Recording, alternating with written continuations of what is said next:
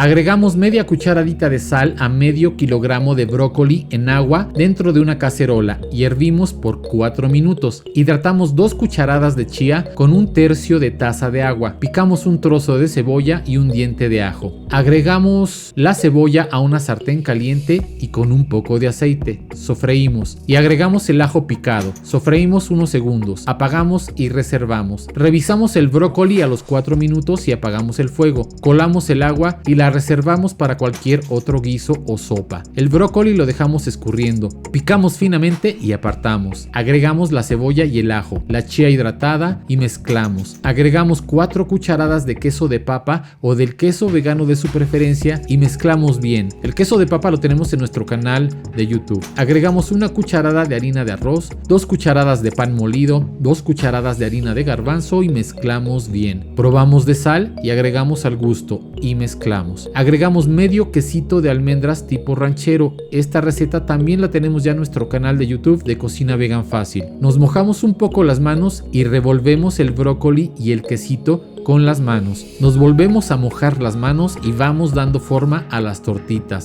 Las vamos colocando sobre una sartén caliente y con un poco de aceite, a fuego muy bajo. Pasados unos minutos, revisamos y si han dorado de abajo, les damos la vuelta. Al dorar de ambos lados, las vamos retirando sobre un plato con papel absorbente y así de sencillo es hacer estas deliciosas tortitas de brócoli.